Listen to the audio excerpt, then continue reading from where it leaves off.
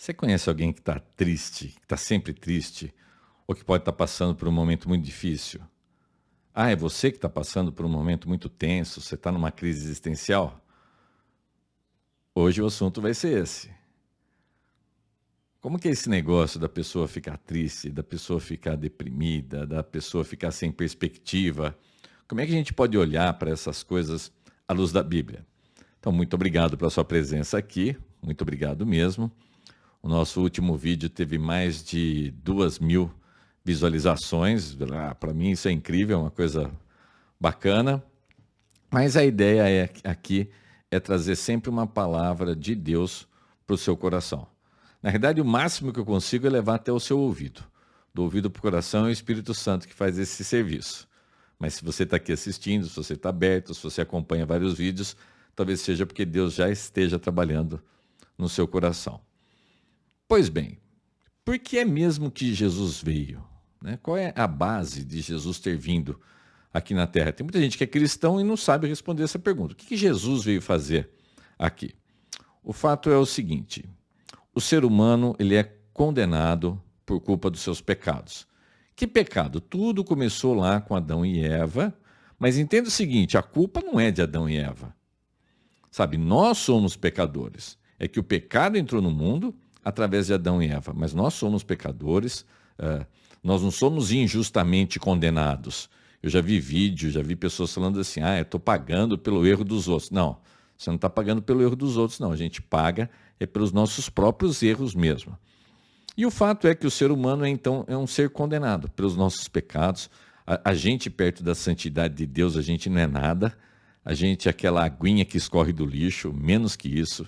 Eu costumo brincar que a gente é menos que o cocô do mosquito no universo. É isso que a gente é perto da santidade do nosso Deus. Nós somos cheios de pecados. Pois bem, pelas nossas obras, nós jamais conseguiríamos nos livrar dessa condenação que pesa contra nós. Jamais. Então não há nenhum ser humano, nunca existiu nenhum ser humano que merecesse ser salvo dessa condenação. Como que a gente é salvo dessa condenação? A gente é salvo dessa condenação através da obra redentora de Cristo. Aí você pode me perguntar, mas antes de Cristo não havia salvação? Havia salvação, era uma salvação olhando para o Messias que viria. E a gente hoje, a gente olha para trás para um Messias que já veio. Messias é o nome que se dava à vinda de Cristo, ao Salvador que viria, Jesus Cristo. Então Jesus vem na plenitude dos tempos, ele nasce de mulher, e ele nasce com natureza divina e com natureza humana. Essas duas naturezas coexistem na vida de Cristo. E Cristo paga pelos nossos erros, ele faz a propiciação dos nossos pecados. Lá no Antigo Testamento, o sumo sacerdote, ele entrava uma vez por ano no templo, no Santo dos Santos, e ali tinha a Arca da Aliança, que tinha 2 querubins em cima, por isso o pessoal fala, tu que estás entronizado entre os querubins da glória. Então tinha 2 querubins com as asas voltadas assim na parte de cima, e naquela tampa ele aspergia sangue de um animal imaculado, de um animal sem manchas, de um cordeiro. Por isso que a gente fala que Jesus é o cordeiro que tira o pecado do mundo. E aquele sangue que se aspergia nessa tampa chamada propiciatório, ali era feito então por um ano o perdão do povo de Deus. Esse sangue de um animal tinha algum poder místico? Não. Na realidade, isso estava prefigurando, isso era uma sombra, uma coisa meio assim, ainda em mistério, mas apontando para a vinda daquele que seria o sacrifício perfeito, que seria Jesus. Então Jesus é um sacrifício perfeito, ele morre por nós uma única vez, não é igual esses rituais que precisavam ser feitos todo ano, que não tinha poder para livrar para sempre do pecado. Jesus morreu no meu lugar, no seu lugar, desde que você o aceite como seu Senhor e Salvador. Aí esse sacrifício dele é pleno, é único, é uma vez só.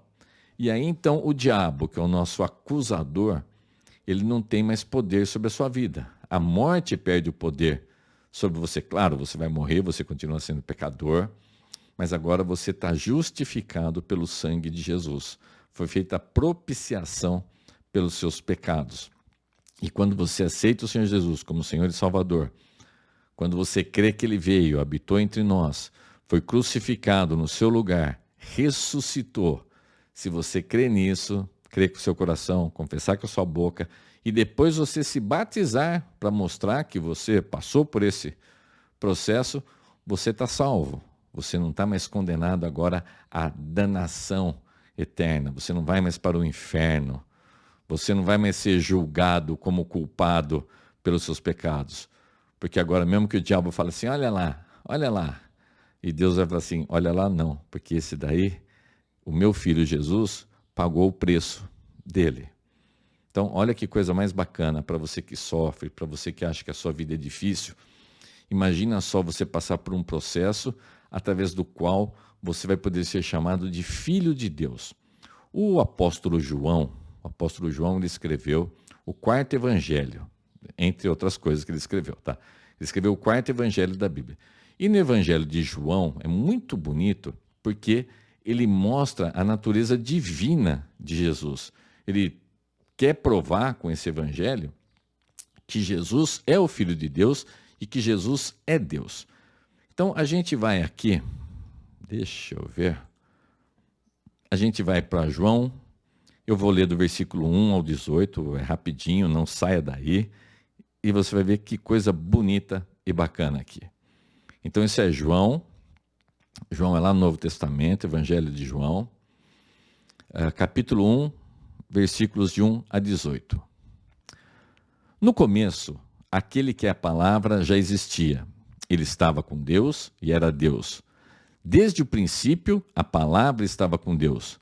Por meio da palavra, Deus fez todas as coisas, e nada do que existe foi feito sem ela. A palavra era a fonte da vida, e essa vida trouxe luz para todas as pessoas. A luz brilha na escuridão, e a escuridão não conseguiu apagá-la. Houve um homem chamado João, que foi enviado por Deus para falar a respeito da luz. Ele veio para que, por meio dele, todos pudessem ouvir a mensagem e crer nela. João não era luz, mas veio para falar a respeito da luz. A palavra estava no mundo, e por meio dela, Deus fez o mundo, mas o mundo não a conheceu. Aquele que é a palavra veio para o seu próprio país, mas o seu povo não o recebeu. Porém, alguns creram nele e o receberam. E a estes ele deu o direito de se tornarem filhos de Deus. Eles não se tornaram filhos de Deus pelos meios naturais. Isto é, não nasceram como nascem os filhos de um pai humano. O próprio Deus é quem foi o pai deles. A palavra se tornou um ser humano e morou entre nós, cheia de amor e de verdade. E nós vimos a revelação da sua natureza divina, natureza que ele recebeu como filho único do Pai. João disse o seguinte a respeito de Jesus: este é aquele de quem eu disse, ele vem depois de mim, mas é mais importante do que eu, pois antes de eu nascer, ele já existia. Porque todos nós temos sido abençoados com as riquezas do seu amor, com bênçãos e mais bênçãos. A lei foi dada por meio de Moisés, mas o amor e a verdade vieram por meio de Jesus Cristo. Ninguém nunca viu Deus, somente o Filho único, que é Deus e está ao lado do Pai, foi quem nos mostrou quem é Deus.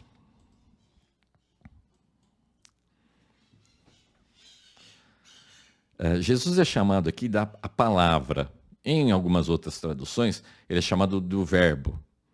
Então, no princípio era o verbo, no princípio era a palavra, no princípio era Jesus. Então, Jesus desde sempre existiu. Quando o mundo foi feito, Jesus já existia. E aqui diz que Jesus veio para o seu país, no caso, era o povo de Israel. Mas esse povo não reconheceu ele. Não, o povo não reconheceu mesmo. Se o povo tivesse reconhecido que Jesus era Jesus, o Filho de Deus, as coisas teriam sido diferentes. Mas ninguém teve esse reconhecimento. Por isso que ele padeceu, por isso que ele sofreu. E aqui diz que através de Jesus, nós nos tornamos filhos de Deus, não pelos meios naturais. A gente não nasce filho de Deus como nasce um filho do homem, mas a gente é gerado pelo próprio Deus. Você quer coisa mais linda que isso? Você está sofrendo, você está numa situação difícil, você está numa situação complicada, você tem uma crise existencial terrível, você não sabe de onde você veio, você não sabe para onde você vai e você não sabe o que você está fazendo aqui. Pois a Bíblia diz de onde você veio, de onde você veio. Você veio através da criação do mundo. Para que Deus nos criou? Deus quer um povo para si. Ele quer um povo para ficar com ele pela eternidade. Mas todo ser humano vai? Não. Existe um processo através do qual nós somos aceitos como filhos de Deus.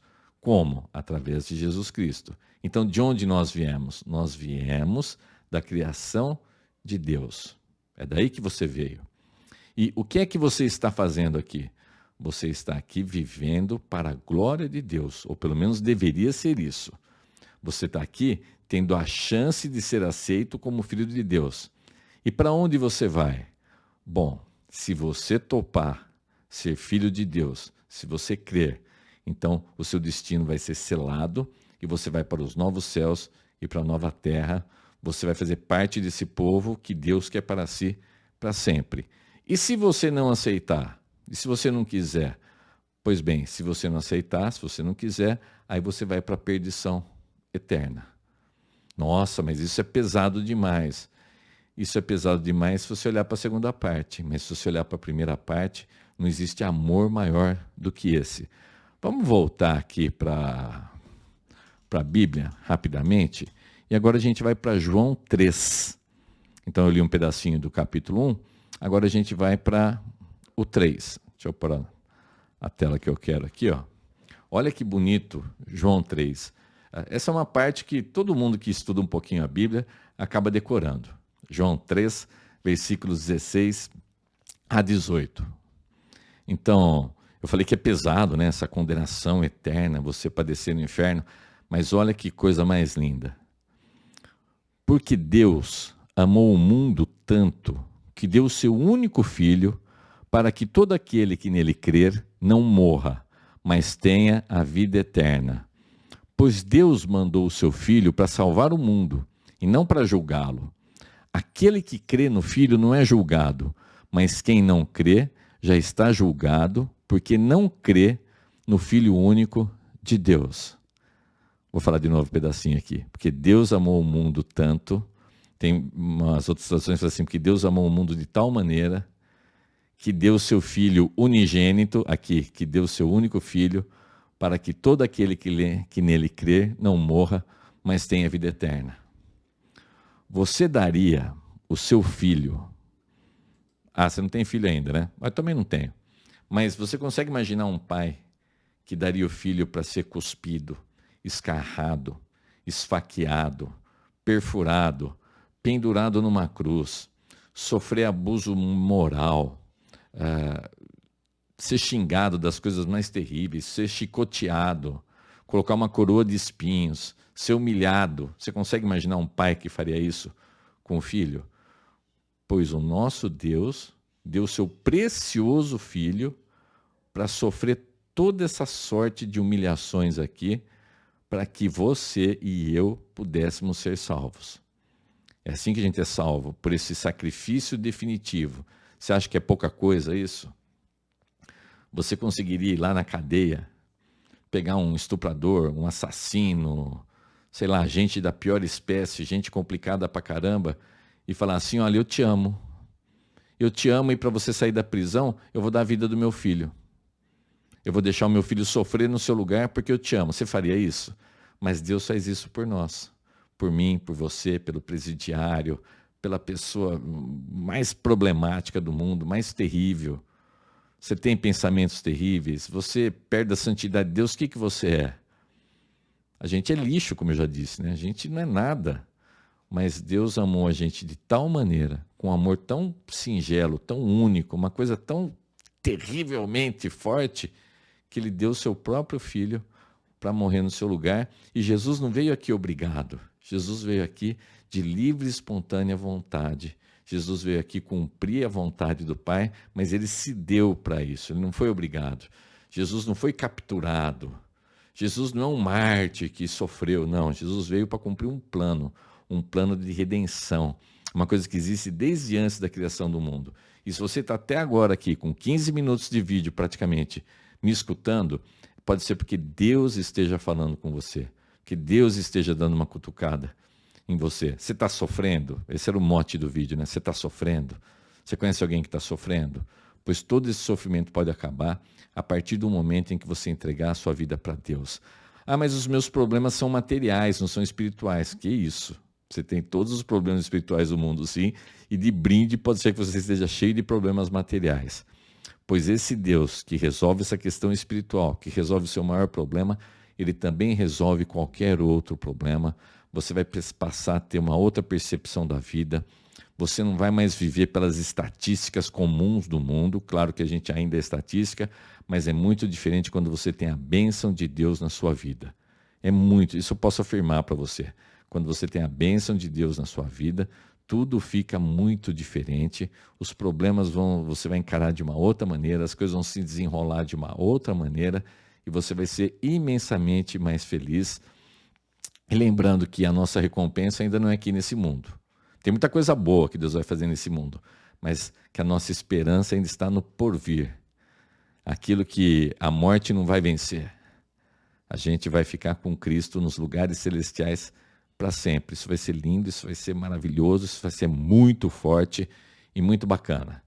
Que Deus abençoe a sua semana, que Deus abençoe os seus dias e que você faça uma reflexão, se não está na hora de você fazer essa entrega, entregar a sua vida nas mãos de Cristo. Um grande abraço, que Deus abençoe, tudo de bom, tchau, tchau.